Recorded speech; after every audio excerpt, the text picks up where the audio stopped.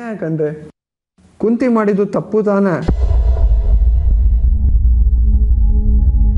ತನ್ನ ಹಳೆ ಕತೆ ಹಿಂಗೆಲ್ಲ ಇತ್ತು ಅಂತ ಮೊದಲೇ ಪಾಂಡುರಾಜಂಗೆ ಹೇಳಬೇಕಿತ್ತು ತಾನೆ. ಇಲ್ಲ ಅಂದ್ರೆ ನಿಜನ ಮುಚ್ಚಿಟ್ಟು ಮದುವೆ ಆದಂಗೆ ಆಗಲ್ವಾ? ಮೋಸ ಆಗಲ್ವೇನ್ರಿ? ಹೌದು, ಅದು ಮೋಸನೇ. ನಾನು ನಿಂಗೆ ಹೇಳಲೇಬೇಕು ಅಂತ ತುಂಬ ಪ್ರಯತ್ನ ಪಟ್ಟೆ ಕಣೋ. ಆದರೆ ನೀನೇ ಕಿವುಡ ಆಗಿದ್ದೆ. ಎಲ್ಲರೂ ಸೇರಿಕೊಂಡು ನನ್ನನ್ನು ಮೂಕಿ ಮಾಡಿಬಿಟ್ರು.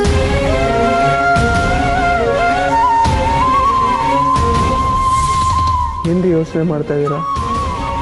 ಕುಂತಿ ಯಾಕೆ ಸತ್ಯ ಹೇಳ್ದೆ ಮದುವೆ ಮಾಡ್ಕೊಳ್ಳ?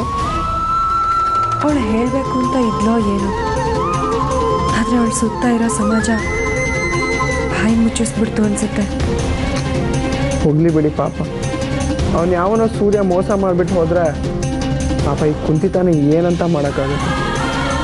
ಅವ್ಳಿಗೂ ಇನ್ನೊಂದಷ್ಟು ಬೇಕೇ ಬೇಕಲ್ವಾ? ಹಂಗಂತೀಯ?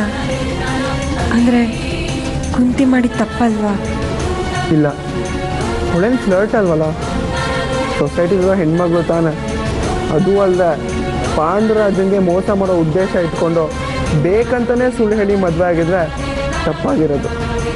ಆದರೆ ಹೆಣ್ಣಾಗಿ ಹೆಲ್ಪ್ಲೆಸ್ ಅಲ್ವಾ? ಸೊ ತಪ್ಪಿಲ್ಲ.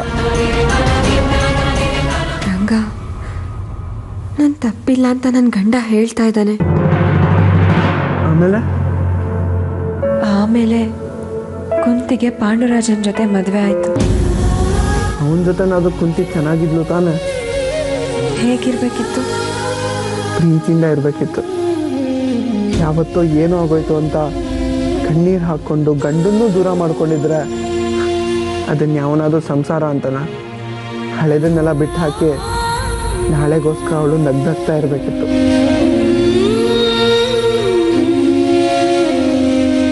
ಇಲ್ಲ ಅಂದರೆ ಒಳ್ಳೆ ಹುಡುಗಿ ಸಿಕ್ಕಲು ಅಂತ ಮದುವೆ ಆದ್ನಲ್ಲ, ಆ ಪಾಂಡುರಾಜಂಗೆ ಅನ್ಯಾಯ ಆಗಲ್ವಾ? ಕುಂತಿ ಹೊಸ ಗಂಡನ ಜೊತೆನಾದರೂ ಖುಷಿಯಾಗಿದ್ಲು ತಾನೆ? ಇದ್ಲು.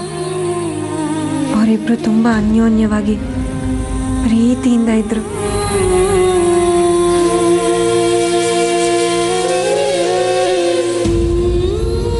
ಇನ್ನು ಮುಂದೆ ನಾನು ಹಿಂಗೆ ಇರ್ತೀನಿ ಕಣೋ. ನಾನು ನಿನ್ನೆ ಹಾಕಿದ ಕಣ್ಣೀರಿಗೆ ನೀನು ಇವತ್ತು ನಾಳೆ ನೆನೆಯೋದು ಬೇಡ.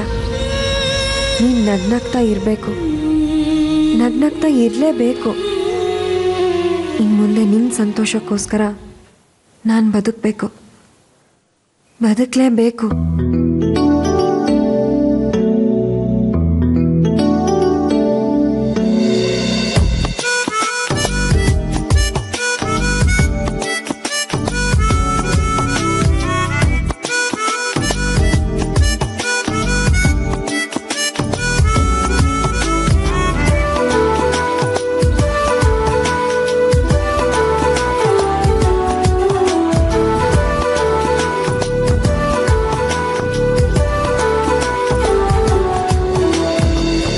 ಭಾನುಭೂಮಿ ಸೇರಿದ ಭಾವ ನಮ್ಮ ಪ್ರೇಮವು. अरे वो बेटी